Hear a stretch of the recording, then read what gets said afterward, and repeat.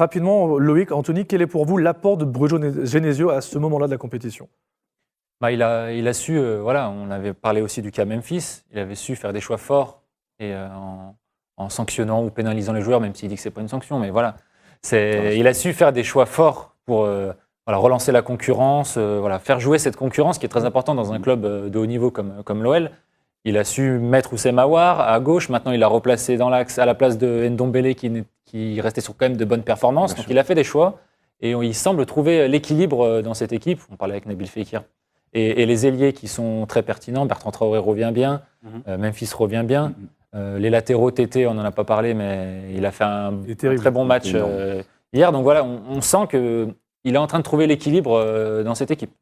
Loïc, pareil, ton sentiment sur Genesio ? Je pense qu'il a trouvé le bon... Si, comme on parlait du cas Aouar, il le laisse, comme on dit, c'est un joueur, on peut pas... Il faut le laisser s'exprimer sur le terrain et c'est ce qu'il fait. Je pense que même si on le met en 8, devant la D en 6, il faut le laisser s'exprimer.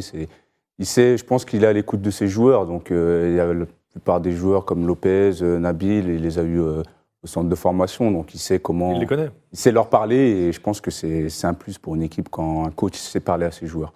Justement, Bruno Genesio qui parle, on va en parler après dans l'angle de but, mais juste on a des tweets avec le hashtag TKYDG d'Alexandre qui nous dit, j'imagine que même si je ne suis pas fan, le fait que Genesio mette Aouar dans le double pivot montre qu'il l'a vraiment joué pour marquer le plus vite possible. On parlait du fond de jeu régulièrement dans cette émission, ça touche un petit peu à cet aspect-là. Après, il avait un plan de jeu, hein. On a bien vu, c'est qu'il récupérait, il se projetait vite vers l'avant. Grâce à la qualité technique de nos attaquants, ça a bien marché. Après, on ne parle pas aussi de la remise de Traoré qui est extraordinaire, qui a un toucher de balle. Donc, il a trouvé la formule. Oui, puis il y avait des excès d'individualisme, justement, qu'on reprochait aux attaquants.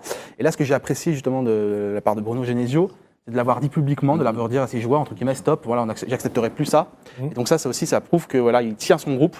Et quelque part, il s'est émancipé. Moi, je reprochais justement à Bruno de ne pas assez s'imposer, de laisser peut-être trop faire certains joueurs. Là, j'ai le sentiment que c'est vraiment lui le patron, c'est lui l'entraîneur, c'est lui le coach, et il fait des choix, et il assume ses choix en interne et en externe. Aujourd'hui, on a un bon Memphis.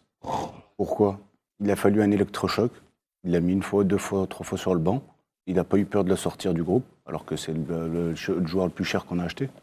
Et aujourd'hui, on l'a retrouvé, ça fait 2-3 matchs qui est très bon. Donc, il fait la différence offensivement. Défensivement, on le voit défendre, chose qu'il ne faisait pas. C'est ça. Aussi. Il y a aussi la patte de Bruno Genesio qui est derrière.